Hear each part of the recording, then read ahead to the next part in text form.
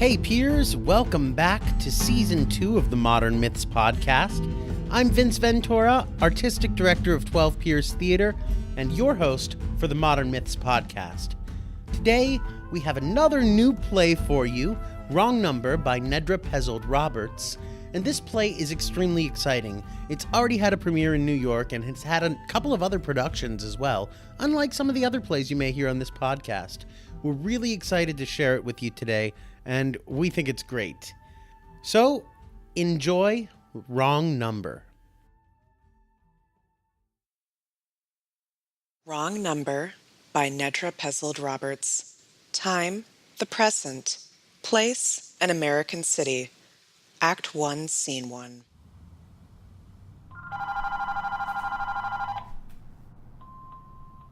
The party you have reached is unavailable. Please leave a message. It's Lou. I got a job for you. Call me. Don't make me hunt you down.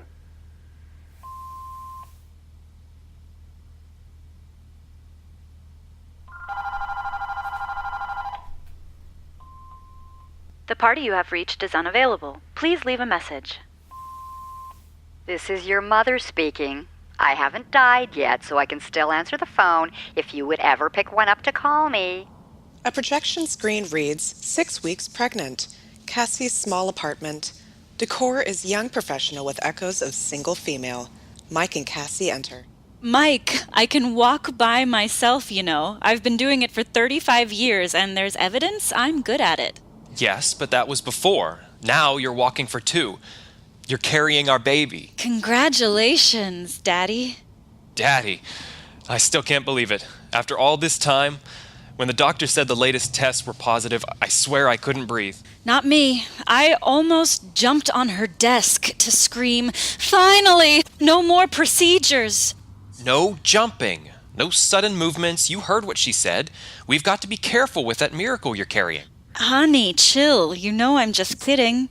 I'd never do anything to jeopardize a healthy, safe arrival for Peanut, especially not after all we've been through to make this hope real. Maybe that's what we should call her. Hope. And if she's a boy? I don't care, as long as the name isn't some vegetable or fruit or some point on a compass or any other stupidity like celebrities dream up.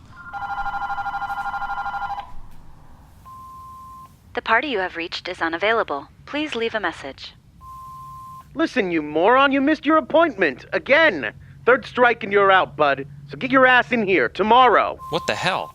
Don't ask me. I started to get crazy messages 2 weeks ago. All wrong numbers. I don't like this, Cassie. This caller might be some wacko who's stalking you. You're overreacting. That's the answering machine for my business phone, and I have to keep that line open to clients. But just to be safe, I deleted anything from my greeting that a creepy caller could use to track me down. Maybe we should get you a guard dog. I'll take that under advisement. What are you doing? Getting up? You heard what the doctor said. You're going to need to rest. Once the morning sickness starts, it'll exhaust you. Then your ankles and feet are going to swell. You'll have shortness of breath. Ah, so much to look forward to. Stop worrying. I'm fine now, but I'll alert CNN as soon as my breasts begin to swell. That's the good news, at least. I want you to take it easy. No risk. Mike, I spend the better part of each day sitting on this sofa or at that desk working on my laptop. Believe me, the only risk this editor takes is getting a cramp in my lower back. Relax. Cassie, oh, sweetheart, I have no words. I mean, just think. That obnoxious girl in kindergarten who knocked me down and stole my Star Wars action figure is carrying our baby. If I'd known that then, I wouldn't have hit you with my lunchbox. Action figure my ass. It was Princess Leia, you jerk, and I still say she was more mine than yours. But you mean the world to me, Mike. You did then, and it's still true. There's nothing I wouldn't do for you. Then I guess this baby is better than any action figure. Even better than Princess Leia. It's all good. The hard part is behind us. Now's our time to relax and just be happy. Aren't you forgetting something? The ultrasound in a few weeks? No, telling your parents. We'll have to do that, and the sooner the better. Not yet, Mike. We'll tell them when the time is right. You'll have to suck it up, Cassie. My mom's bossy enough as it is. As soon as we tell her, you watch. She's going to try to take over everything from organizing my vitamins to scheduling my bathroom breaks. And Dad, well, at least he won't be as domineering as Mom. No, he'll just want to beat the crap out of me. Mike, he loves you. He just doesn't understand you. Story of my life, sweetheart. Dad's beliefs were shaped by another culture, another time. He went to bed one night and woke up to a different world. Change confuses him. A little patience on our part, and he'll come around. But where in heaven's name is Dan? On his way. His audition for that commercial ran a little late. Then, instead of showing the taxi driver the note I wrote, he told him the doctor's address. And surprise, surprise, they ended up across town. So Dan had to call Emma to rescue him. Again. That is so Daniel. He was probably nervous, just like us. It's pride, and you know it. He needs to accept his problem and learn some coping skills. I love the guy, but sometimes... Yeah, you're right. He should give up trying to deal with numbers. He's not dyslexic with words. He just needs to let numbers go. Cassie, this is Dan we're talking about. Right. Mike answers the door. Dan and Emma enter.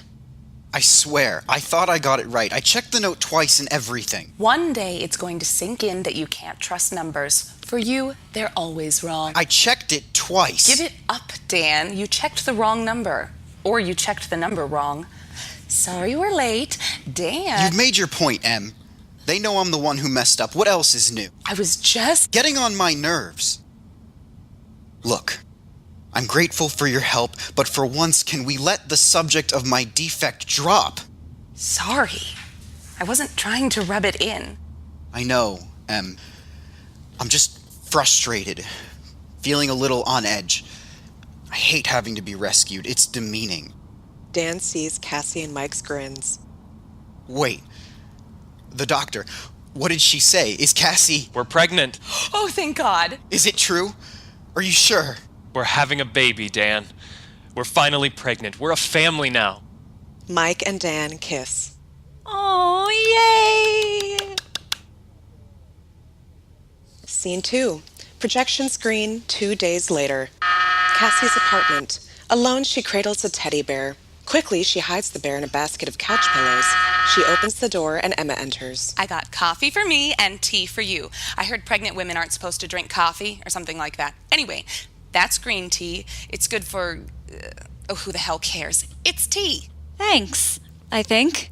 So, what did your parents say? We haven't told them yet. Why not? We're going to do it, just not yet. I'm waiting for the right time. Cassie, get real. There is no right time for this kind of news. Your dad's head will explode, and your mom is going to morph straight into the grandmother from hell. Dad, yes, but even Mom knows your brother is gay. I'll explain everything to them, and they'll be cool. They'll understand I'm only the surrogate carrying Mike and Dan's baby. Only the surrogate? Hello? Have you met your parents? They'll understand. Eventually. They've known you and Mike since you were born. They love you both. Okay, so they won't shoot Mike, but they don't really know Dan that well. We're going to need crash helmets for the fallout that's coming. Mike and Dan should have let me be the surrogate, kept it in the family. So I'm not family? You know what I mean. With Mom and Dad gone, Mike and I are all that's left of our family. Emma, honey, I realize you still carry a torch for Dan, but he's in love with Mike. You've got to make peace with reality. But I could have... Could have what? They both donated sperm, and neither wanted to know which one fertilized my egg. They want this baby to belong to both of them. It's important. And there's no way Mike would have risked fertilizing his sister's egg. You know that. But they could have used your egg and let me carry the baby to term. Seriously? Do you know what's involved in implanting an embryo? Would you honestly want to add that complication after all the false starts we've gone through? Not to mention the additional money Mike and Dan would have to spend? I just think... Emma, Dan is gay. He's not ever going to be straight. Why do you keep torturing yourself like this? 'Cause I love him. Damn it. I know it's crazy. I know. But it wouldn't hurt any less if he was straight and in love with another woman. It's just that this time the other woman is my brother. It all sucks. I'm so sorry. But you can get past this. I know you can. Yeah, glad you think so. I never told you, but I sent myself a dozen roses last Valentine's Day. There's nothing wrong with that. Except that with all the snow, the delivery got delayed. The roses hadn't had any water for days, so they all arrived kind of sad. Can we pause now for the irony that as a single woman trying to cheer herself up on Valentine's, I basically sent myself dead roses? And I still put them in a vase by my bedside. Shit, I am such a loser. No, honey. You just keep getting involved with guys you're not really interested in. It's your defense mechanism against risking your heart. You can't have Dan, but you can't give up on him either. At least Todd had potential. Yeah, right. You broke up with him after only 3 months, and you didn't like him all that much to begin with. Whereas Jack and I lived together for 3 years. Then he dumped me the instant sexy Tanya tight sweater trained her headlights on him. He moved out of our State Street apartment less than a week later, and I got stuck paying the penalty for breaking our lease. Yeah, Jack cornered the market on Jackass. And I cornered it on stupidity. I ignored all the signs because I desperately wanted him to be the one. At least you can be self-sufficient. I don't do single well. Makes me want to commit suicide by $2 chuck. Oh, please. At least use champagne. The front door unlocks. Yoo-hoo! We're here! Dorothy enters carrying an overnight bag. Well, look who's here. What a lovely surprise. Hi, Mrs. Hobson. How are you? Getting close to my wit's end, dear. Our renovation project is 2 weeks behind schedule, and now both bathrooms are useless. And don't get me started on the dust. It's everywhere. We'll have to sleep here for a few nights, Cassie. Your father is too cheap to put us in a hotel, and we simply have to be close to a bathroom during the night. His prostate is going to be the death of me. Mom, you do know this is a 1-bedroom, 1-bath apartment, don't you? Well, certainly, dear. But your couch is comfy enough for you to sleep on for a few nights. And Dad and I won't be a bit of trouble. We'll be gone during the day. We won't interrupt your work schedule. Nothing to worry about. What's holding up your renovation? I thought Mike's plans were all approved. They are, dear. But your brother is only the architect. My husband spent too many years as a contractor to follow anybody's plans to the letter, especially an architect's. He's driving the workmen crazy with his meddling. One of these days, he'll remember he's supposed to be retired and leave construction to the firm he's hired, if the workmen don't kill him first. Arnold enters, wrestling 2 suitcases. Hi, Mr. Hobson. How are you? Above ground and not in jail. At least not yet. Where do you want these? In the bedroom, of course. 2 suitcases? Your mother is trying to kill me. Well, it's great to see you both, and I'd love to stay and chat, but I have an errand to run. I'll just be on my way and let you 3 have a nice visit. Emma, you don't have to leave. Oh, yes, I do. Call me later and let me know how the thing went. Traitor. Emma exits. The light's blinking on your answering machine. I guess that means you still aren't listening to your messages. Honestly, Cassie, it's a mystery to me how you survive as an editor when you ignore messages from your clients. Don't touch that. I'm saving that message for the phone company troubleshooter. What is the phone company doing listening to your messages? They're going to investigate a rash of wrong numbers I've been getting. Dorothy presses a button. I set up the damn meet and you didn't show. What gives? Do you know the favors I had to pull to get him to agree to the meet? Do this to me again and you're dead. I ain't kidding. Who is that? Just a wrong number, Dad. It's okay. It's not okay. That was a death threat. He said, "You're dead. I ain't kidding." I'm sure that's just a figure of speech. The tone wasn't all that threatening. You need to have the phone company trace that call. Maybe the police, too. Okay. I'll put it on the to-do list. Notify the FBI and the FCC, too. Don't get smart with me. I want to hear as soon as it's fixed. You'll let me know, okay? I promise. But why don't you two sit down a minute? There's something I need to tell you, and I want you to promise you won't freak out. A lead up like that means some more bad news is coming. It's not good or bad, it's just information you should know. Then why do you have that look on your face? What look? Like when you wrecked my car and you'd hoped I'd be dumb enough to think a crushed fender was just a scratch? Let her tell us, Arnold. You can cross-examine her later. Go ahead, Cassie. Well, you'll find out soon enough, but I thought you should hear it from me first. That is, that... I'm pregnant. Pregnant? Heavens, Cassie! We didn't even know you were seeing someone. Who is it, dear? Don't tell me you're back together with that idiot what's-his-name. No, I haven't seen Jack since he left. We're going to have a grandbaby. Oh, Arnold, we're having a grandbaby. When is it due, Cassie? I may be old-fashioned, Dorothy, but right now I'm more interested in who we're getting for a son-in-law. Please tell me he's got a brain and can support a family. First, tell us how you met him. Something this sudden had to be romantic. It must have been love at first sight. The two of you both swept off your feet, and then... It's not like that, exactly. What does that mean, not exactly? You're pregnant, aren't you? Well, yes, but the baby's not mine. What does that mean? If it's not yours, whose is it? It's Mike's. Mike's and Dan's. Jesus, you slept with both of them? I thought they were gay. No, I mean, yes, they are gay, but I didn't sleep with either one of them. So how did their baby get inside of you? We've been going to a fertility clinic. Being gay makes you sterile? No!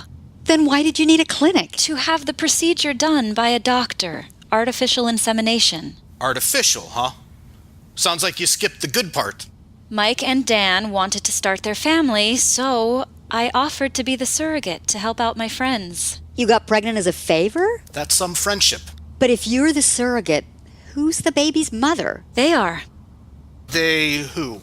Mike and Dan. They're the mother and the father. Bullshit. You can't make a baby with two dicks. You gotta have... Arnold, don't be coarse. Well, I'm right. Or am I right? You said you offered to carry the baby, Cassie, but whose egg did they use? Actually, I donated the egg. The sperm came from either Dan or Mike. They didn't want to know whose sperm fertilized my egg. Seems to me they didn't want to know a lot of things. Like what the hell they were doing with this lame-brained scheme. And I can't believe you went along with it. This whole idea is crazy. Never mind that. If they used Cassie's egg, it's her baby. It's inside her body. And possession is 9/10 of the law, and that makes me the grandmother. No, it doesn't, because the baby isn't mine. Listen, Cassandra, I know basic biology. Your father and I made you, so whatever eggs your body produces ultimately come from us. That's called DNA, and that, young lady, means you're carrying our grandbaby. End of story. Scene 3. Projection screen, 8 weeks pregnant. Come on! You have to admit it was funny. No, it wasn't. Where's your sense of humor? Up yours. Don't be like that, Dan. Try to see the light side of things. Light side? Since when is humiliation the light side of any experience? I just mean... I know what you mean. I've never really understood what it's like to be me. You don't need to be embarrassed because you get numbers mixed up. There's no shame in that. Shame's the operative word, isn't it? I was 8 the first time I realized my parents were ashamed of me. I couldn't keep up with the other kids at school, and my parents didn't bother to hide their contempt. The word failure became a fixture in their lectures. The failure was theirs, not yours. Nothing about you is a failure. Let that crazy idea go. Oh, easier said than done. Tell me this. When you came out of the closet, how did your parents react to that news? They accepted me for who I am. They always did. They were my family. No figures. Your parents opened their arms, mine slammed the door in my face. I mean, literally. They put me out, disowned me for the disgrace I brought on them. You and I have very different definitions of family. You know why I never wear a watch? What? A watch. You know why I never wear one? Why are we talking about watches? I can't tell time. I don't wear a watch because I can't read the numbers. I'm a grown man who can't tell time. What? Bingo. The light dawns.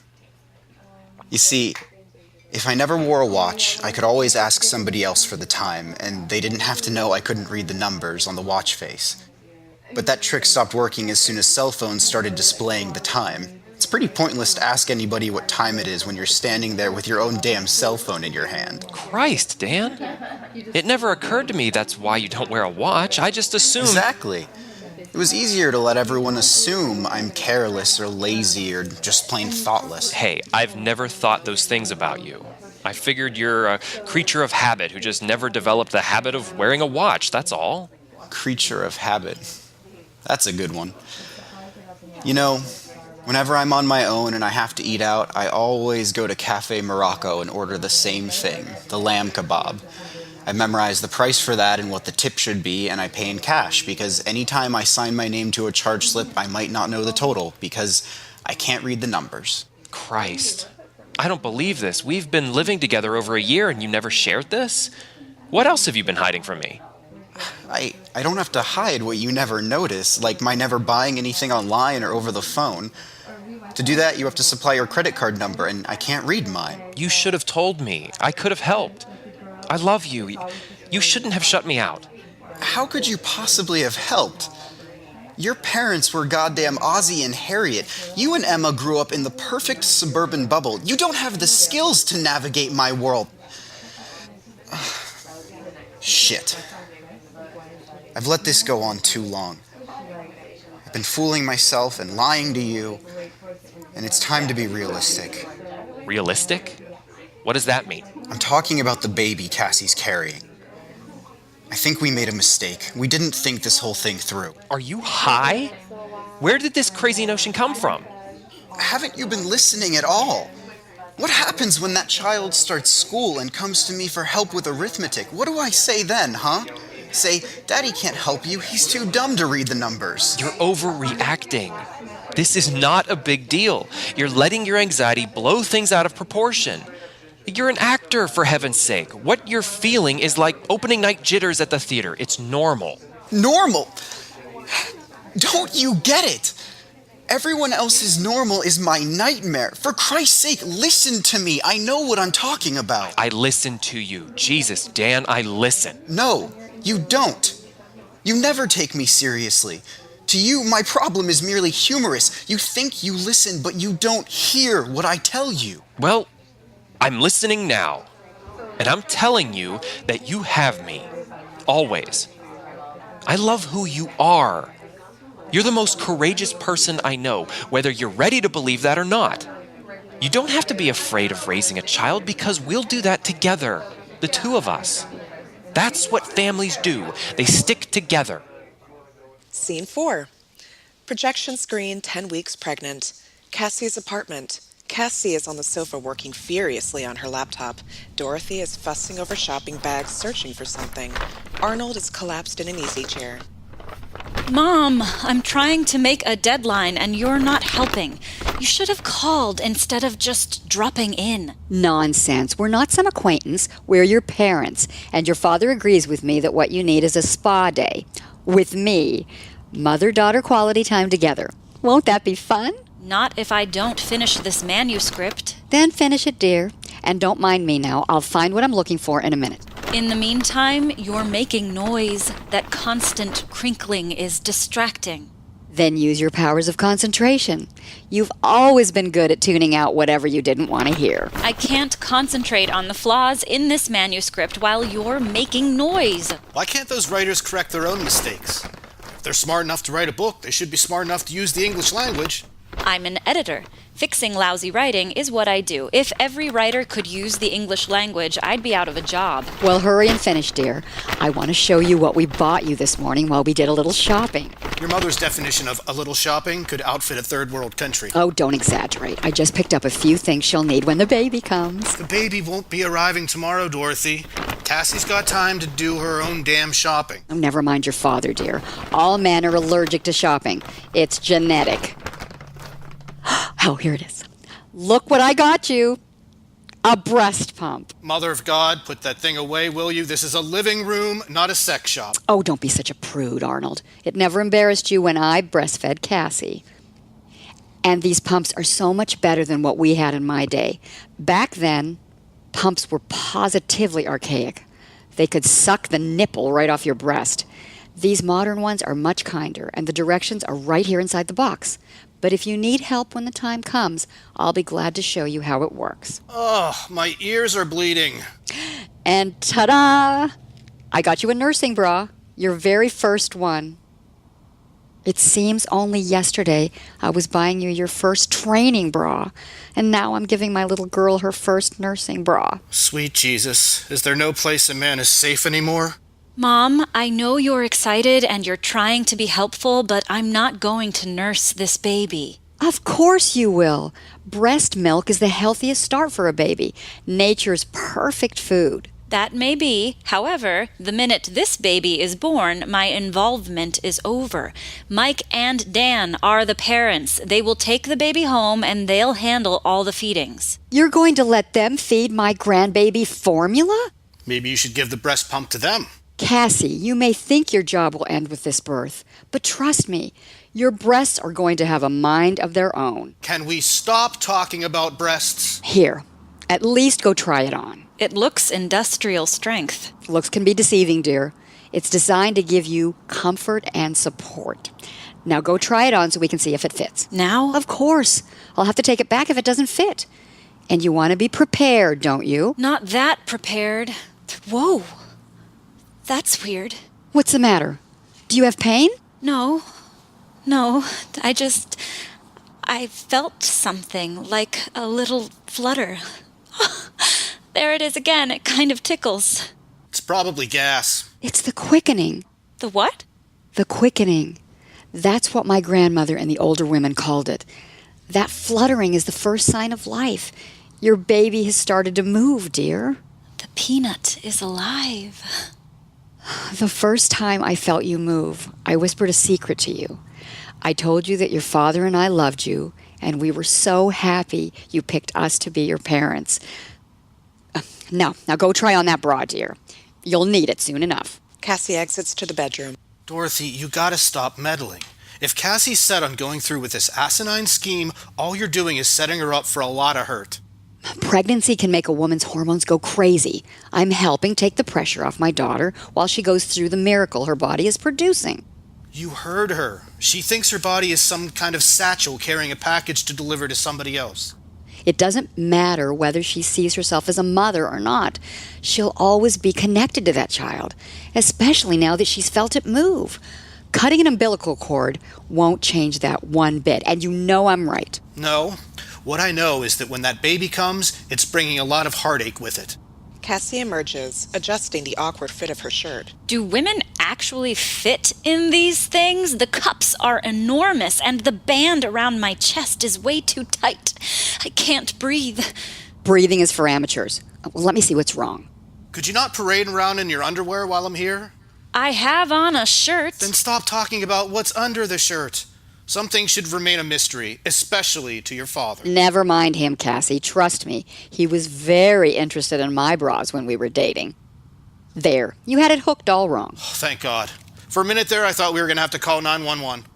Well, I can breathe, but now the cups flap even more. Not to worry. You'll fill them up soon enough, dear. Jesus Christ. The front door unlocks. Mike enters carrying a tube of architect's drawings. How did you get in here? I didn't hear the doorbell. Mike holds up a key. What's that? His key to my apartment? Cassie thought Dan and I should have it, so we could check on her and make sure everything is all right. Jesus, are you two moving in? What is this, Grand Central Station? Mike, I felt the baby move. A few minutes ago, I felt the peanut move. So soon? How could you tell? What did it feel like? Like a butterfly in my stomach, quick and fluttery. I say it was gas. Damn, I wish I'd been here. You've got a key. Might as well go all the way and move in. Calm down, Dad. I gave Dan and Mike a key so the three of us can share the whole experience. What do you mean, share? You're the one having this baby. They're on the sidelines watching you go the distance. Did you come to cheer her on from the bleachers? I stopped by to show Cassie the drawings I made for the new house. What house? Mine and Dan's. The one we're building for the baby. Want to see? I certainly do. This is exciting. Here, spread them out here. These are only the preliminary drawings. I wanted Cassie's input about the design. The entry is central with living and dining rooms off either side. Over here is the master suite, the kitchen back here, family room along this side. This wing is the kids zone, bedroom here, bathroom here, and this is the designated play space for toys, games, and that kind of kid stuff. We'll break ground as soon as I get the Lexington project off my back. I love the size of that kitchen. It's almost as big as Cassie's apartment. Impressive plans. Big commitment, building a house, putting down roots. You gonna sell your condo or rent it? Sell. It's roomy and great for singles, but not a place to raise children. I want my kid to have a yard to play in, enough room to kick around a soccer ball. A yard with trees and a swing, maybe even a dog, eventually. Gonna be a big change for you. A responsibility that never lets up, 24/7. Gonna take some adjustment for two guys used to picking up and going wherever the mood strikes them. Isn't the baby's room kind of far away from the master suite? Are you going to be able to hear Peanut when she cries at night? Peanut won't be a baby for long. Soon enough, he'll be inviting friends for sleepovers, and you know how rowdy little boys can get. Dan and I thought a little distance would help dilute the noise level. Not to mention we wanted some privacy for us. But if she has a tummy ache or runs a fever... We'll be close enough to hear Peanut, but far enough away to have our own space. Emma and I grew up in this kind of floor plan, and my parents always knew exactly what we were doing even before we did it. Trust me, Princess Leia, this model is a great idea. Yeah? You also thought it was a good idea to get my daughter pregnant. Well, I think moving to any house instead of staying in your condo is a good idea. And I also think getting started on the spa day I have planned for Cassie and me is a great idea. Our appointment is in an hour, so we'd better leave now. I have 6 more pages to edit. I can't leave yet. Oh, piffle. We'll hop into a cab downstairs, get a massage, a manicure, and pedicure, and you can be back here before you know it. All rested and refreshed. Get your purse, dear, and let's go. Arnold, don't forget to take that casserole out of the freezer for dinner. I don't want to have to cook when I get home. When do you ever? Lovely seeing you again, Mike, and your plans for that new house. Great seeing you too, Mrs. Hobson. The spa trip sounds like just what Cassie needs today. Yes, interruptions always help me get work done faster. Okay, Mom, let's get this fun over with. Cassie and Dorothy exit. Now that it's just you and me, son, we need to talk. Sure, Mr. Hobson, what about? Your intentions. Pardon? What are your intentions about Cassie? I'm her father. I want to know. I can assure you that Dan and I have been taking care of Cassie every step of the way. We're paying for all her doctor visits, medical bills, her nutritionist. The birthing classes we'll go through together whenever it's time. Even the maternity clothes she'll need. We're taking care of everything. That's all well and good, but what about her? I'm not sure what you mean. I want to know what your intentions are about Cassie once the baby comes. What happens to her then? I don't understand. I know she'll need some time to recuperate from the delivery, so Dan and I will still be checking up on her. But other than that, everything will go back to normal. And that's it? You're just going to put her back on the shelf when you're through with her? Mr. Hobson, Cassie is my best friend, but Dan and I are in a committed relationship. Christ, I'm gay. I can't marry Cassie. I know you're gay. That's not what I'm talking about. I'm asking if you thought about what's going to happen to her, inside her head, and in her heart once this baby is born. She'll go back to not being pregnant, and we'll be friends like we've always been. Nothing's going to change that. You sure about that? Of course I'm sure. I know you're a hotshot architect. You can draw up plans for any big idea you get in that head of yours, but me, just a contractor. Been a contractor all my life. And it's guys like me who have to solve your problems when those fancy drawings don't work. We're the ones who make those plans become real. So you had a big idea about having a kid, drew up plans, big plans. It's a whole different job bringing that kid to life. That's the part Cassie's doing. She's the contractor making your plan become real. But that baby isn't some package she's carrying around in a bag. It's inside her, a part of her that's going to come to life. So what I want to know is, what happens to Cassie when she has to give up that baby? You got a plan for that? I got a wife who's buying my daughter breast pumps and nursing bras and trying out the sound of grandma for herself. She's half in love with that baby already.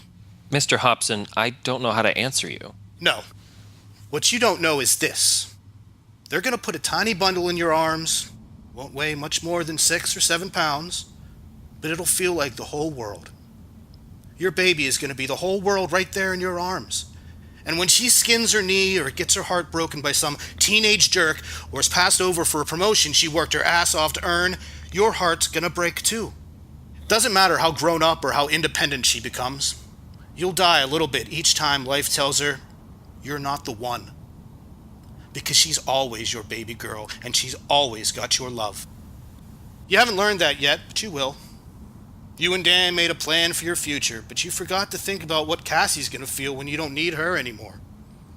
When she can't be the mama because she's not the one. So I want to know, Mr. Architect, what is your plan for that? Cassie and I know what we're doing. She's a grown woman. She doesn't need you to protect her from the decisions she's freely making. Sure, she's grown. That doesn't mean I don't want to protect her. Grown woman or not. So is this about your needs?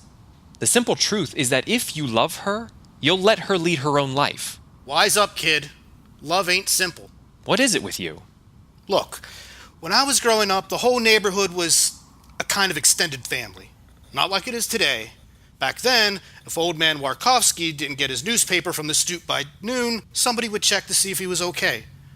If the city sent those fogging trucks down the street to spray for mosquitoes, the women would hustle all the kids inside their houses until the air cleared.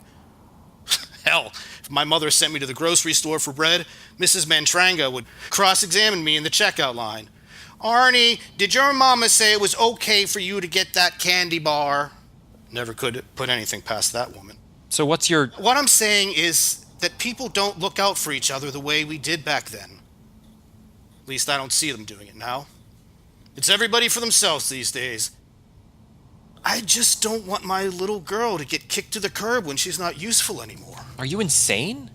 You know what Cassie means to me, what she's always meant. How could you possibly... You think you know her, but I'm telling you, you don't know women. And you evidently don't know me. Just hear me out. You and Dan are making plans. You're excited about raising a family, looking forward to a rosy future. And that future is going to start as soon as this baby arrives. But for Cassie, it's not going to be a start. It'll be the end. Because her part will be over. She knows that, and she's fine with it. But she isn't going to disappear. She'll be around just like Emma will. This baby will have 2 doting aunts. And like I said, you may be gay, but you don't know shit about women. What's my being gay got to do with whether I can know Cassie or not? What kind of homophobic crap are you serving up now? Son, we've known each other too long for you to believe that about me. I think your parents, God rest their souls, would know exactly what I'm trying to say. Things are different from the way they were for us. It's like the whole foundation has shifted, like a slow-motion earthquake, and the steel girders that held our world together are buckling. Even the definition of family is up for grabs. We don't know what that means anymore. Family? That adjustment's hard for folks my age. And what do you expect me to do while you're adjusting to today's reality? Don't blow us all off as bigots. Have some compassion. I can try to do that, as long as you remember one thing. I have a right to love and be loved, to have a happy and fulfilling life raising my child with the partner of my choosing, just as you've had with Dorothy, just as you want for Cassie. I want what you have, freedom to be. That's every generation's goal, son. We just have to figure out how to get you there, without losing Cassie in the process. Scene 5. Projection screen, 12 weeks pregnant. Afternoon in Cassie's apartment. She is still in her pajamas, hair a mess. Papers are spread out on the coffee table and around her small desk as she types frantically on her laptop. Harried and exhausted, she is in full work mode.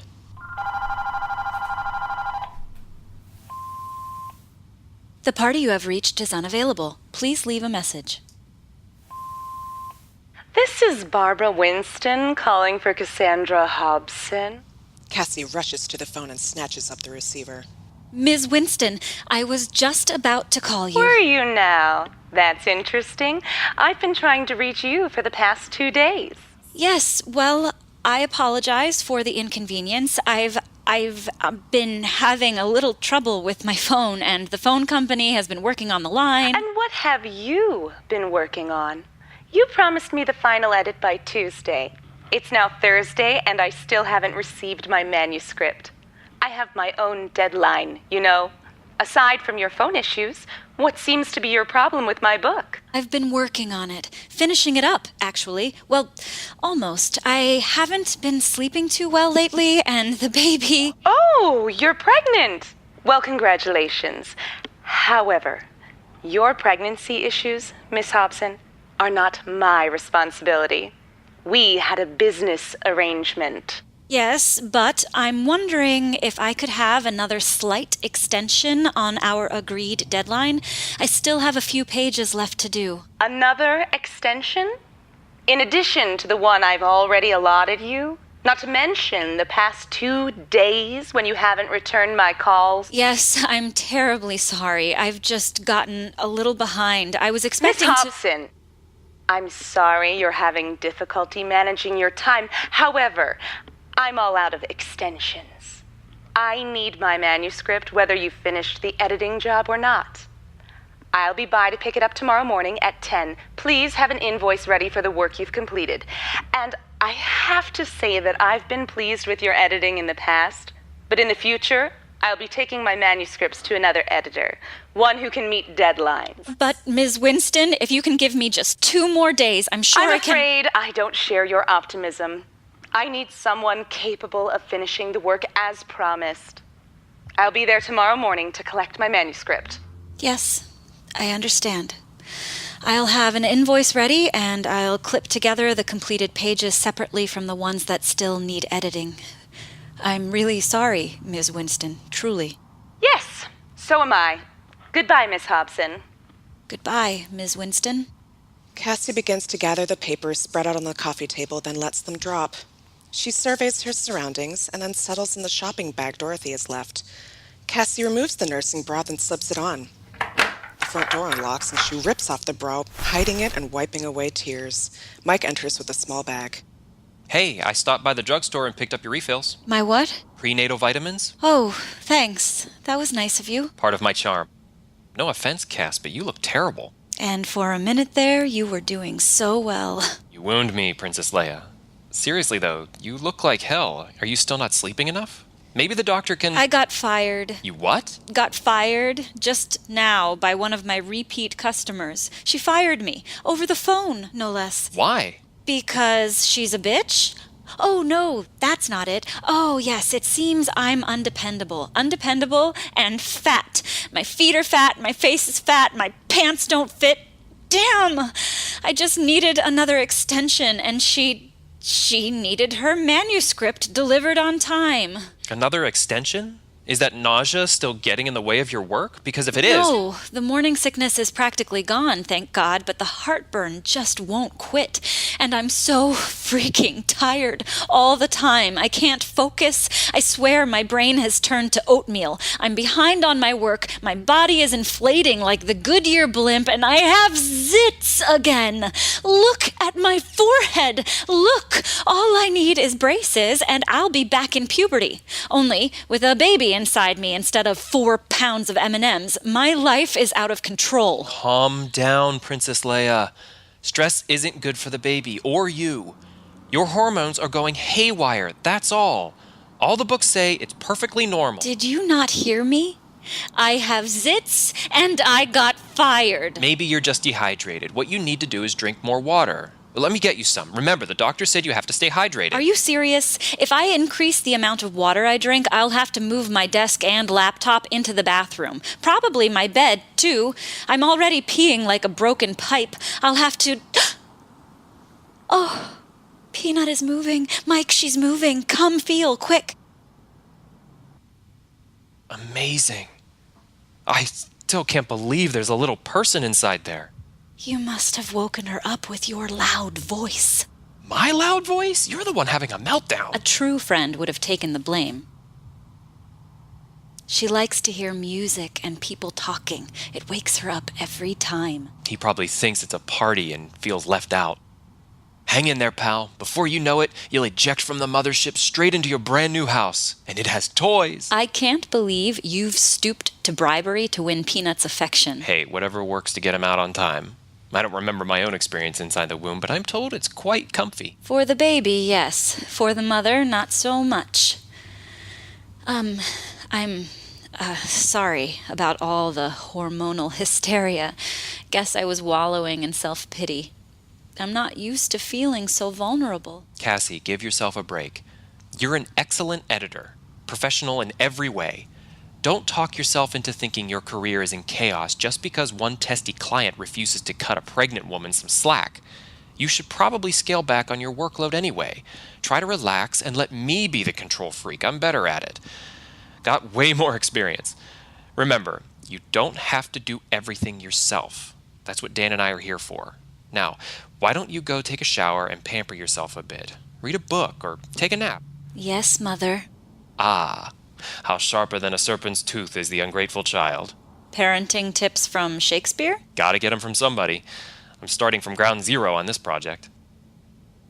Mike, can I ask you something? Sure, fire away. Are you scared? Of what? Of this? Of what will happen? Hey, Princess. Everything's going to be fine. Your doctor said you're doing great, your blood pressure... No, not that. I mean, are you scared of what comes after the delivery? Truth? Yes. I'm petrified. Pretty soon there's going to be another person on this planet, one that we created. The ripples from that choice were made very clear to me by your dad not too long ago. The closer we get to that due date, the more I find myself bouncing back and forth between panic and elation. Me too. I mean, the harder I try to concentrate on what's normal, the more I question what exactly normal is. I don't know what's going on with me. I think I have everything under control, and then suddenly these crazy feelings start to overwhelm me like a tidal current pulling me underwater. When that happens, no joke, it's actually hard to breathe. Whoa. If you're having breathing problems, we need to see your doctor. No, it's nothing like that, really. It's just... Never mind. I'm probably exaggerating the whole situation, feeling a little off balance, that's all. I'm fat, I'm tired, and I've never been fired before. You forgot the zits. Fuck you very much for that reminder. You're welcome. Hey, cheer up. Your dad is right, you know. Pregnancy is only temporary. This will all be over before you know it. Right. It'll all be over soon. End of Act 1.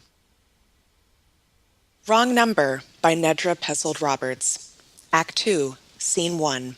Projection screen, 14 weeks pregnant. Happy hour at a local bar. Mike, Dan, and Cassie sit drinking. The men, beer. Cassie, sparkling water. All three are stunned. Emma rushes in. Sorry, I'm late. Crosstown traffic today is insane.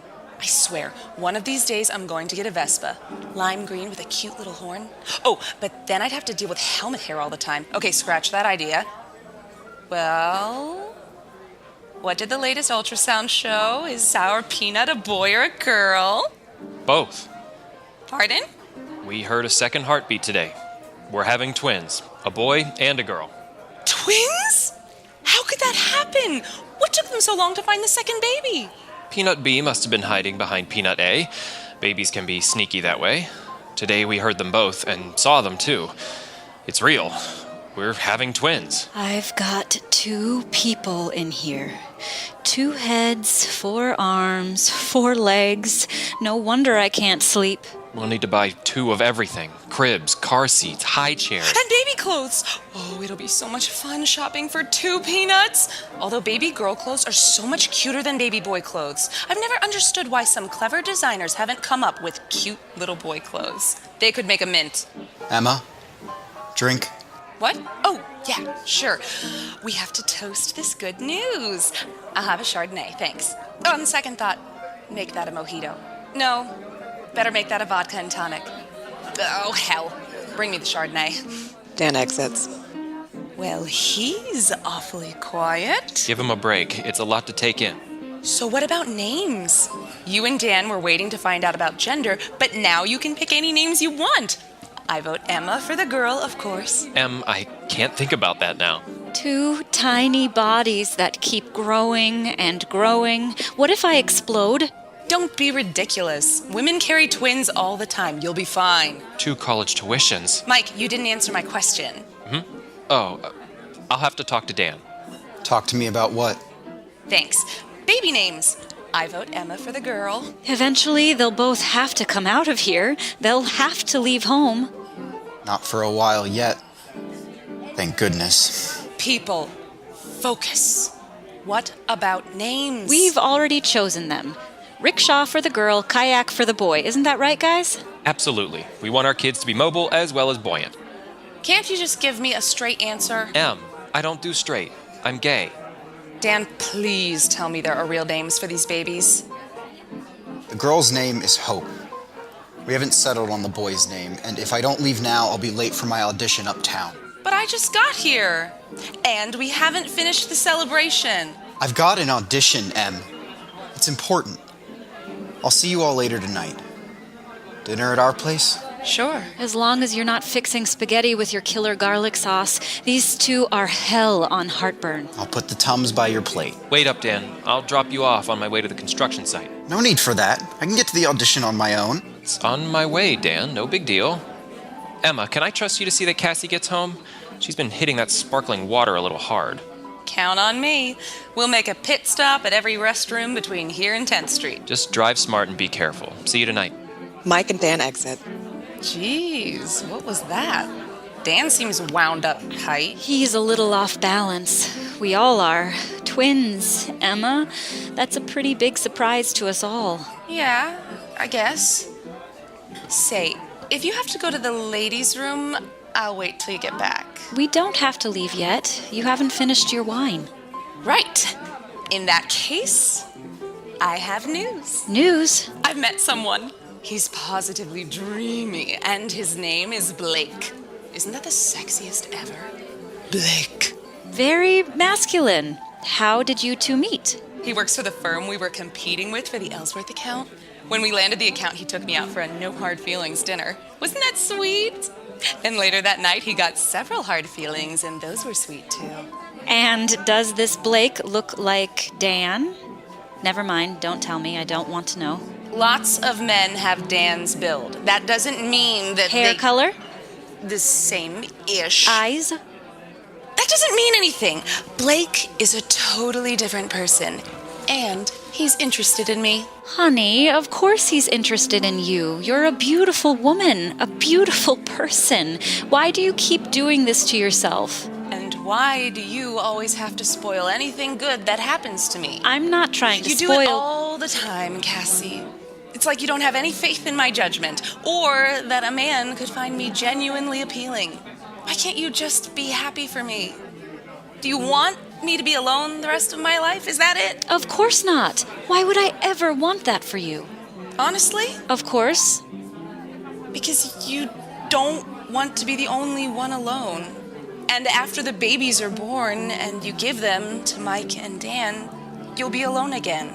Just like when Jack left. Funny. I think I've always been alone. I'm sorry, Cassie. I shouldn't have said that. It was mean. No need to apologize. You're just being honest, and maybe there's some truth to what you said. Maybe. The difference between us is that you can be alone by yourself, but I have to be alone with someone. That's not true, and you know it. No. You've always been more independent than me. Confident enough to be choosy when it comes to men. Yes, and I've succeeded so brilliantly in choosing my Mr. Right. So here I am, pregnant and single, while you're wrapped up in the glow of a new relationship with handsome Blake. Cassie, you're single right now, but that doesn't mean you will be forever. Tomorrow might be full of surprises. That's the motto I live by. The stubborn optimist. Why not? Just think about this. In the process of giving birth, you might find a new you. A Cassie who was biding her time, waiting to bloom, stronger and wiser and totally sure about what she wants from life. You sound like my mother. She thinks birth is the essential miracle of life. Your mom sounds pretty wise. She's a nutcase. She went to the mall today and saw a car seat that had the most ingenious design. Evidently, once you install the damn thing, you just keep switching out different sized baby seats until the child outgrows the booster seat or heads off to college. Now she wants to buy one for me. Thinks I can't live without one. But you use the subway. You don't have a car. Exactly. But my parents do. This is another of my mother's sneaky ways of giving me a gift that's really for her. She's positively gleeful picturing them driving around the city with their grandchildren strapped inside these kitty car cages. My parents are crazy, both of them. Actually, your mother's right, Chickie. Those babies are her grandchildren, regardless of whose house they grow up in. Mike and me, our parents are gone, but yours are still here.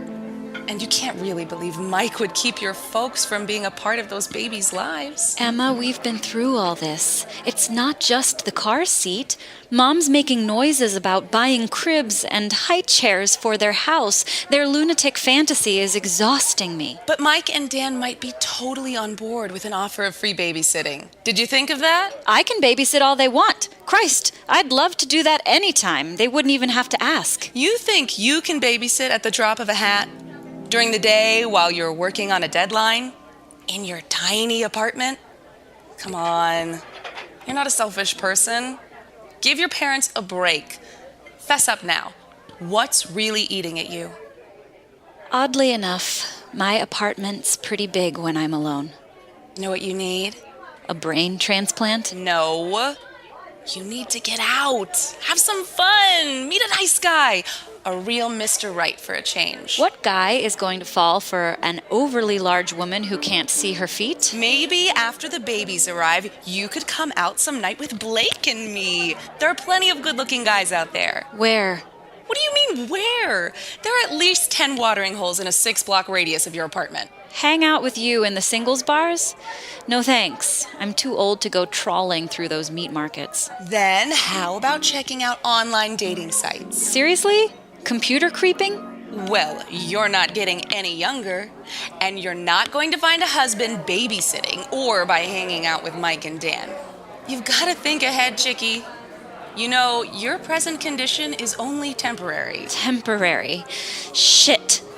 My whole life has been temporary, making do and faking smiles while waiting to find something real. Dating used to be so easy. It was fun. Now it's an obstacle course, and I'm trying to outrun younger girls I can't compete with. I haven't had a date in over a year. But why should any available guy settle for me when he has a buffet of 20-something bimbos to sample? And even if I do meet a guy who seems to be into me, he turns out to be 12 or was born the year I graduated from high school. No joke, that actually happened to me once. High school. And he was cute, too. Oh, God, I am so single. There's someone out there for you. You just haven't met him yet. Hey, good things come to those who wait. No, good things come to those who get there first. And while I've been waiting, all the other women grabbed up the best men. Maybe you're right. Maybe I am jealous of how easy dating is for you. Okay, calm down. Today you found out that Peanut is actually a double surprise.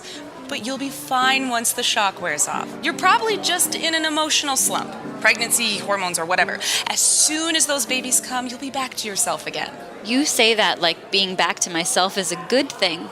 Who are we kidding? All around me, everybody is in pairs. Mom and Dad, Mike and Dan, you and Blake. Even the baby I'm carrying turned out to be a pair. Shit! Everybody but me. Why can't I be a pair? Why can't somebody love me? Stop talking like that. You are a beautiful person and you are loved. Yeah, right.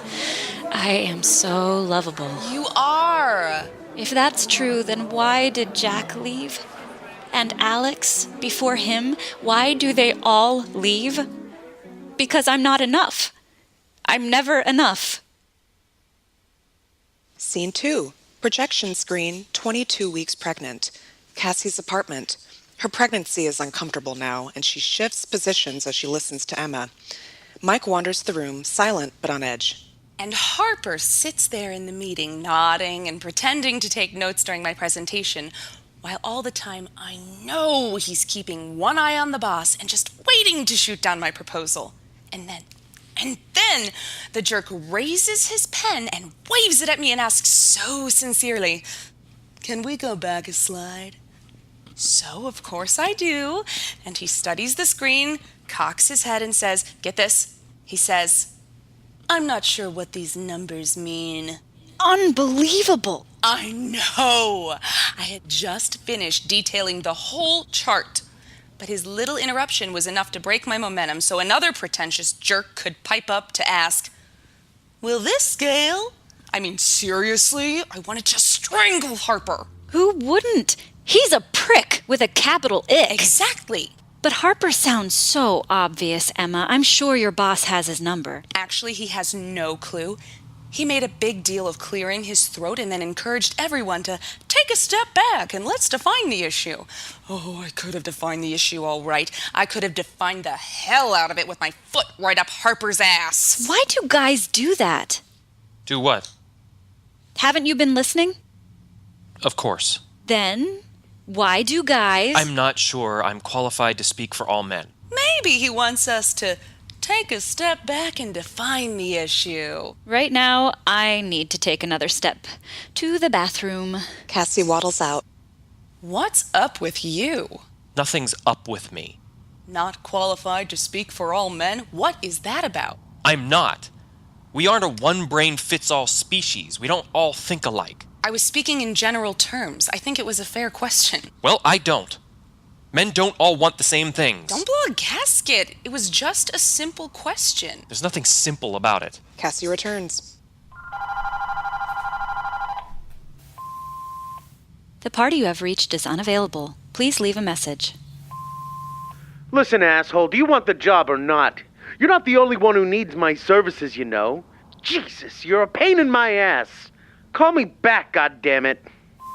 What was that about? I thought the phone company was going to fix that problem. They couldn't trace the caller. Something about cell lines and transmission towers and triangulation and blah, blah, blah, blah, blah, so I'm ignoring the problem. I've been buried under work trying to make my deadlines. I don't like this, Cassie. Doesn't happen all the time, and I've got more important things on my mind. He called you a pain in the ass. Maybe he really does know Cassie. Well, if I find out who that guy is, I'm going to show his ass what pain feels like. Mike, calm down. The calls aren't Cassie's fault. I am calm. But she lives alone in this apartment where she's getting threatening calls from lunatics, crazies that may put those babies she's carrying at risk. She's carrying my family, damn it. Mike, it's okay. If you want me to, tomorrow, I'll go downtown and register the complaint again in person. You can even come with me, okay? I want it all to stop. It's too damn much. Buddy, something's wrong. This isn't like you. Something's upset you. It's not really the phone calls, is it? What is it, bud? Dan left me. What? Oh my God, what happened? He said he couldn't do this anymore. He just wasn't ready for the responsibility of twins. He said one baby would mean a big change in our lives, but two, he couldn't do it. He just couldn't handle being tied down by twins. That son of a bitch. I can't believe this. I mean, I can't... He's gone. Moved out yesterday while I was at work. We're over. But how could he just leave? I don't understand. How could he leave his babies? He's my world, Em. My breath. How can I breathe without him? I feel like my heart's going to explode from the pain. Hold on, buddy. We'll get through this. I'm right here with you now. Hold on. Scene 3. Projection screen, 30 weeks pregnant. Late afternoon in a coffee shop. Cassie sits with her tea and waits. Dan enters and joins her. Hi. I wasn't sure you were coming. Thought I got lost again? No, of course not. I know, Cass. It's okay. You drinking coffee now? No such luck. This is herbal tea, and it tastes like crap. So, how are you doing? Coping. How about you? Expanding daily. It looks good on you. You haven't seen me standing. My ass is the size of Montana. Any day now, when I'm trying to leave my apartment, I'll get wedged in the doorway. Well, it's a good thing the fire department's only a block away. I ran into Emma yesterday at the gym. Her eyes were shooting the death ray at me from 30 feet away. If we hadn't been in a public place, I think she would have ripped my face off. She doesn't deal well with this kind of pain. She's a good person whose world collapsed. Yeah, there's a lot of that going around. Have you heard from Mike? Don't go there, Cass. His heart is bleeding, Dan. From the looks of it, yours is too. Cassie. You love him. You'll never convince me you don't. I never said I didn't love him. Is that what he told you? Not in so many words. But you left him.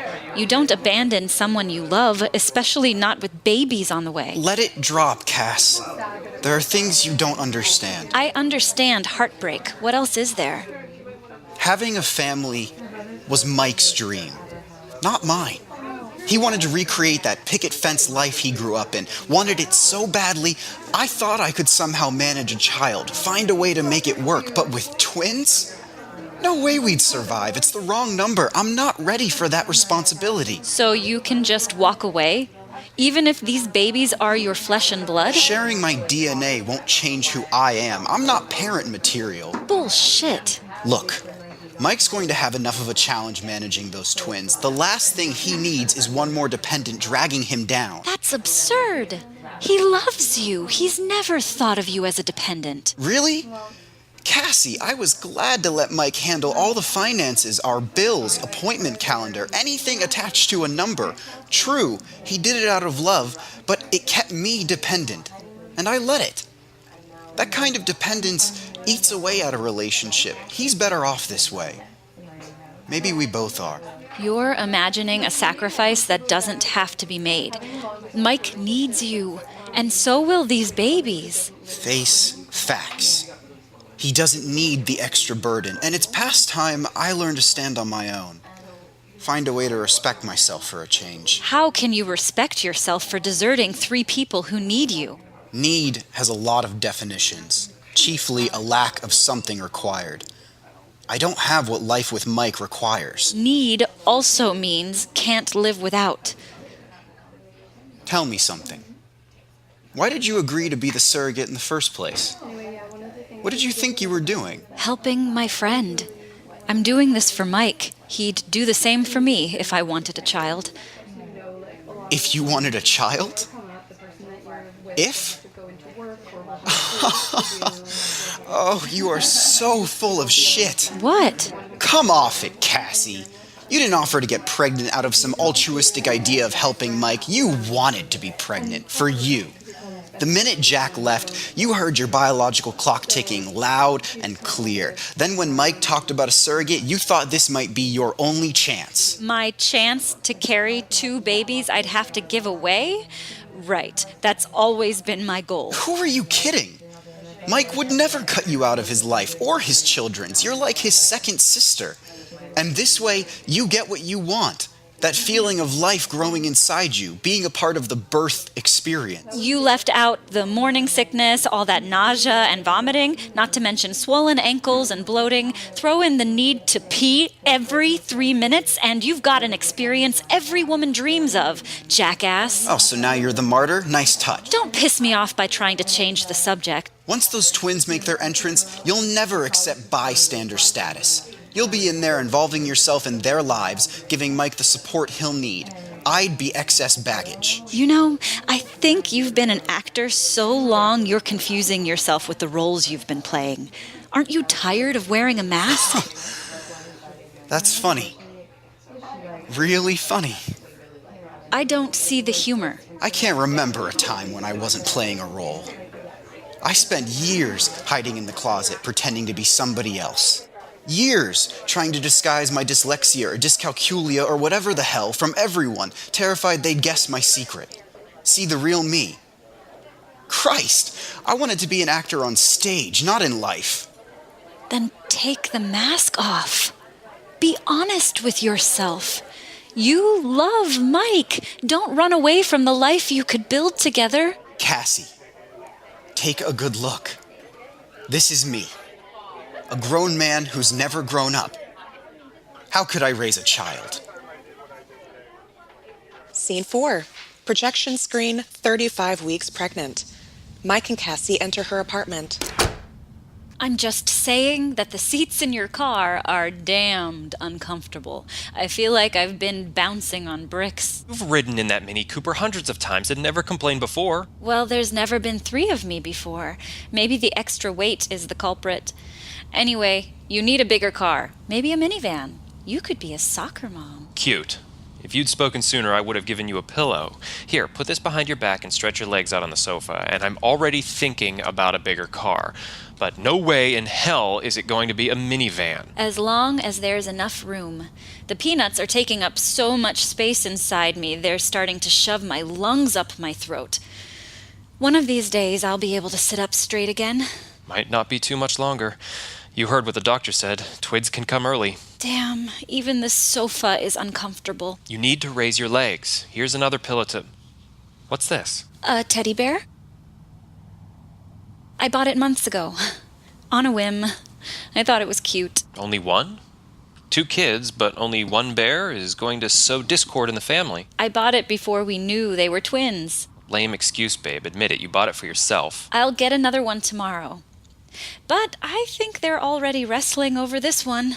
He puts his hand on her stomach. Feels like a soccer match with too many feet, all kicking in different directions. Welcome to my world. They usually sleep a little at this time of the day, but all that jostling in the car must have woken them up. Uh-oh. A cloud just crossed over the sun. Is something wrong? Trouble at work? Huh? No. Work's fine. The Lexington project's on time and on budget. It's practically building itself now. What then? Are you getting stressed about the twins' arrival? Not stressed. Maybe a little anxious, but not stressed. It's going to be an adventure. Kind of like diving off the high board without knowing if there's any water down below. It's Dan, then. Want to talk about it? I can't, Cassie. If I go down that road, I'll lose myself. The only safe thing to do now is concentrate on those 2 little soccer players who very soon are going to need my full attention. Honey, I've been through your kind of pain, and trust me, the only way out is through it. Yeah, I'm learning that. Well, if you don't want to talk about what's bothering you, then there's something I need to talk about. First, though, I need to say that I wasn't trying to butt into your business or go behind your back or anything. I'd never do that, I swear. But, well, I thought I should try to... hell. I met Dan for coffee a couple of weeks ago. Jesus, Cassie. I called him, and he didn't hang up on me, so I suggested we meet for coffee, or in my case, tea, since coffee still makes me want to puke. How is he? Coping. That's his word, not mine. Personally, I thought he looked like shit. Behaved like it, too. I mean, everything started off well enough, but it didn't take long for him, in true Dan fashion, to say something that really pissed me off. Cassie... Just hear me out, Mike. It's important. He accused me of being selfish when I volunteered to be your surrogate. He said I was still freaked over Jack's leaving, and I was panicked that my biological clock was ticking, so that was why I jumped in at the chance to have a baby. I'm sorry he said that, Princess. Even sorrier he could think that. I denied it, of course, but all the same, I stewed about his accusation for days. Then I took a good look at my anger, and I realized he was right. I did exactly what he said. What do you mean? I mean, he's right. I got pregnant partly for you, but mostly for my own reasons. I wanted to feel alive, to know the secret that all those women share, women who aren't me, women who know what it's like to feel life growing inside them, who can dream about that life and imagine the future. I wanted that, all of it, to have that knowledge and to be a part of that secret. I can't blame you for that, Cass. Those feelings are natural, beautiful even. They don't take away from the gift you offered to Dan and me. They do, if the gift was intended for me instead of you. I know that sounds crazy, Mike, but I've been alone for so long. I'm 35, and somewhere in my messed up mind, I think I really did see this as maybe my only chance to have a baby. So Dan was right after all. I volunteered, deliberately, selfishly. Look, we both know Dan can have a temper and say crazy, thoughtless shit. Before he left, he aimed a few angry barbs at me too. told me the gulf between us was too wide to bridge, that I could never really understand him because I was raised by parents who lived in an Ozzie and Harriet world. That's ridiculous. It's also unfair. Maybe, maybe not. Dan and I always saw life differently. I realize that now. But in the world I want to live in, raise kids in, it's not Ozzie and Harriet. It's Ozzie and Harry. They may not be the ideal couple, but they love each other enough to stick together. And that world collapses if Ozzie has to go it alone. You say your motives were selfish? Then I have to admit that mine were too. Oh, no way. Yes, Cassie. I want that white picket fence life Dan scorns. I admit it. I'm the architect. I build dreams. And like your father told me, I designed this pregnancy and enlisted you as the contractor. I was so caught up in the dream, I didn't consider that all my careful plans could fall apart. So you and I went ahead and got pregnant with twice the success we imagined. But what kind of life did I end up building, Cassie? Have I made a mistake while trying to make a miracle? I think we both did. Yeah, but I don't regret it.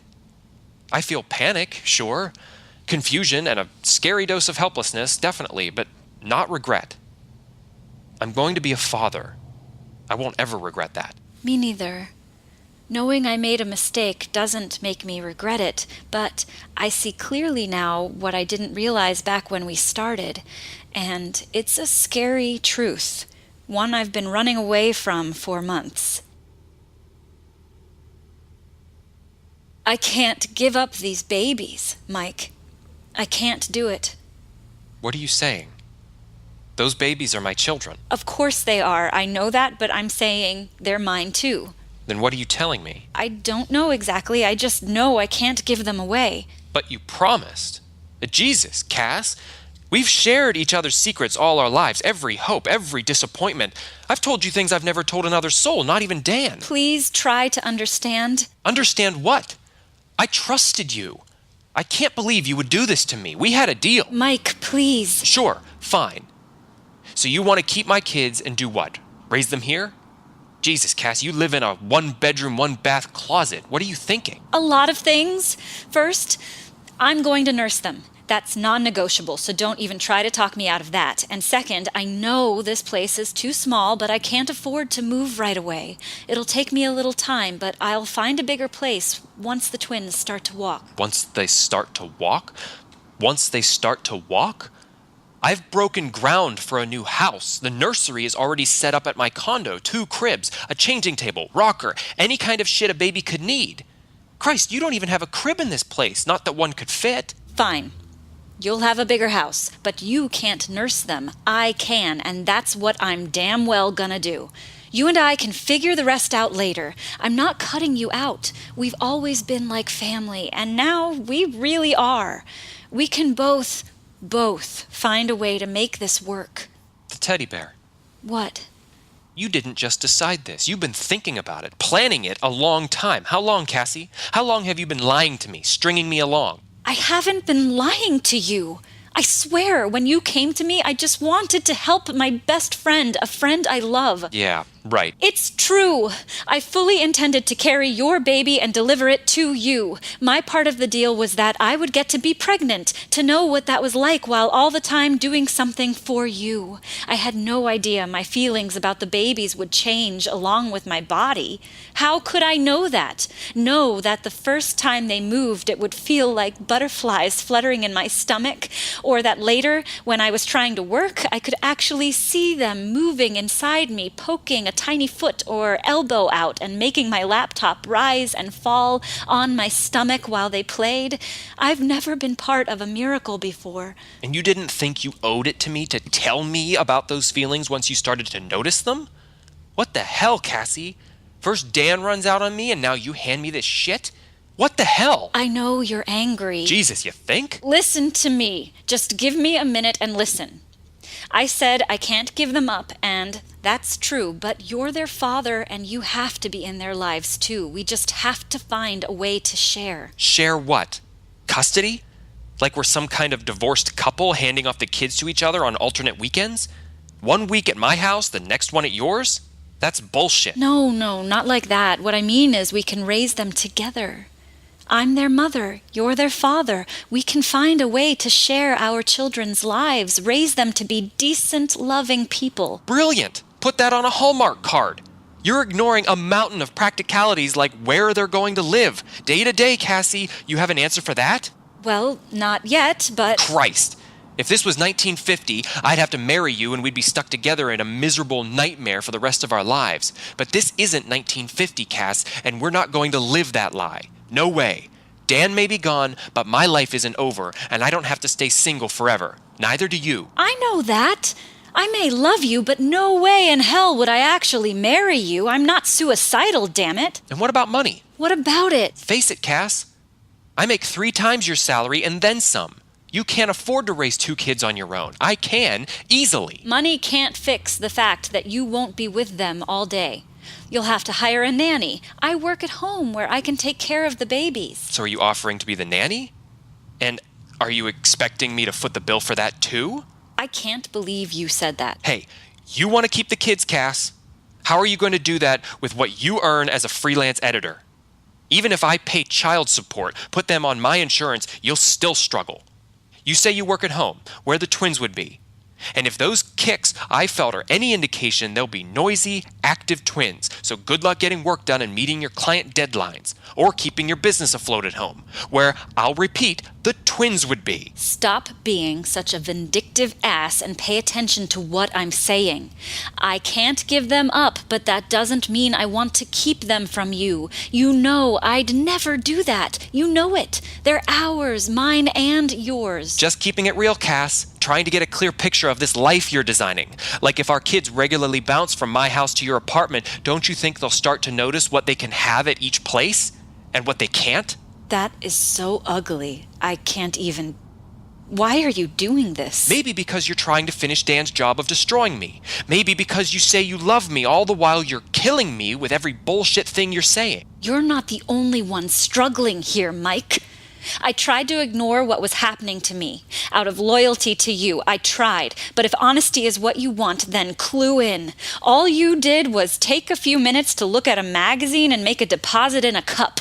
These babies are inside of me.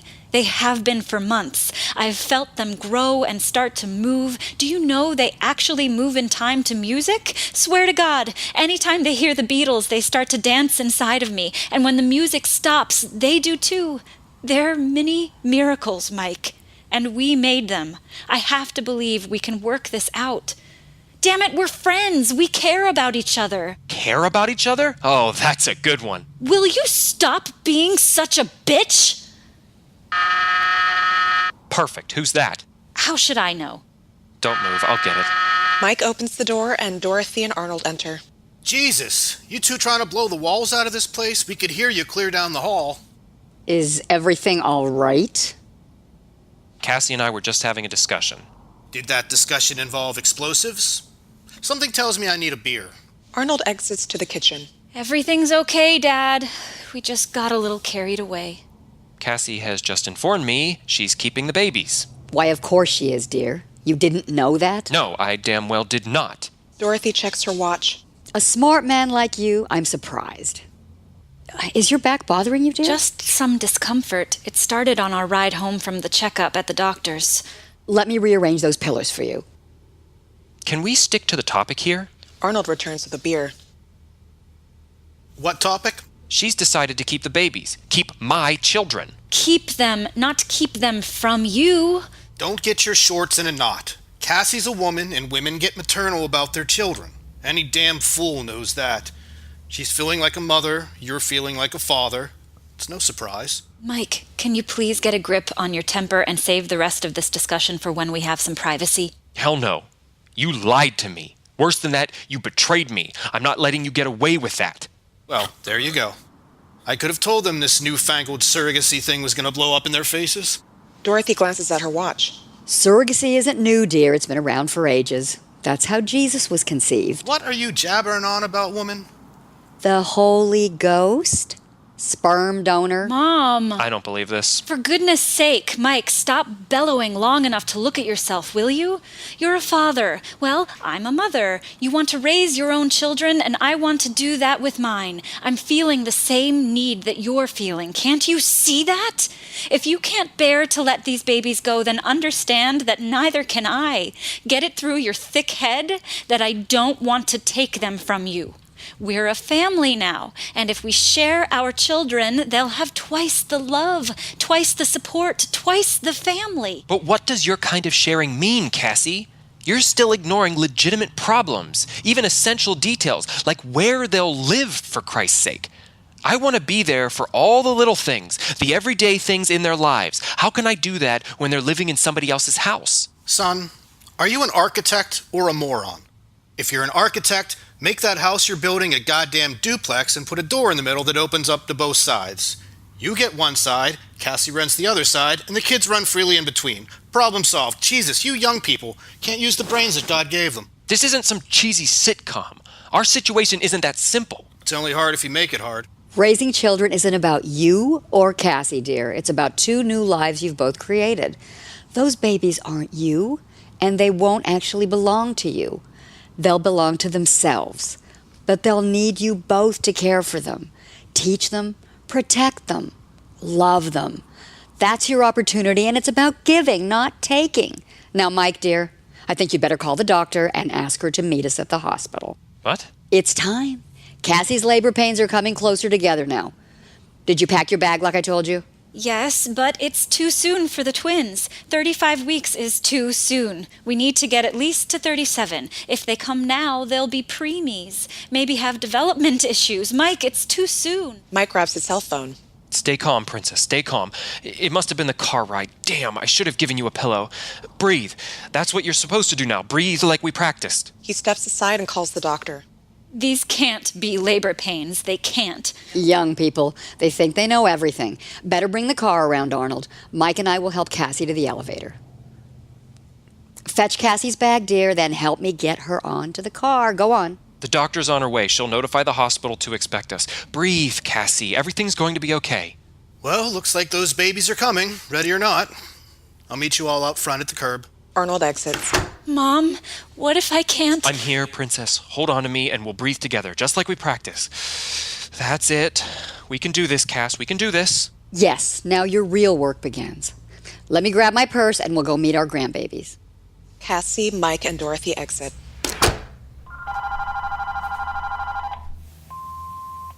The party you have reached is unavailable. Please leave a message. Dan, it's Lou. Why the hell isn't your voice on this machine? Listen, I got you an audition for that movie, the one about the single dad coping with the newborn twins. Call me for the details. And Dan, for Christ's sake, show up this time, yeah? End of play. We hope you enjoyed Wrong Number by Nedra Pezold Roberts. And that wraps us up for this episode of the Modern Myths podcast. If you enjoyed what you heard this week, be sure to... If you like the Modern Myths podcast, be sure to subscribe on iTunes, Stitcher, or your favorite podcast player. While you're there, rate us, leave us a comment and a review. We love that. And if you really want to be a part of the action, swing on over to our Patreon page, patreon.com/12peerstheater. Support the Modern Myths podcast. There are awesome benefits, behind-the-scenes access. You won't be sorry you did it. The Modern Myths podcast is produced by 12 Piers Theater, executive producer Vince Ventura, producers Sarah Fisher, Matt Henderson, and Marcus Savage. Wrong Number was written by Nedra Pezold Roberts and directed by Spencer Whale. Cassie, Erika Cuenca. Mike, Shaun Hall. Emma, Julia Geisler. Dan, Charlie Wein. Dorothy, Gina Preciado. Arnold, Todd Betker. Stage directions read by Amanda Montoya. This episode of the Modern Myths podcast was edited by Michael Shaheen. Recording location generously provided by Timesys Corporation.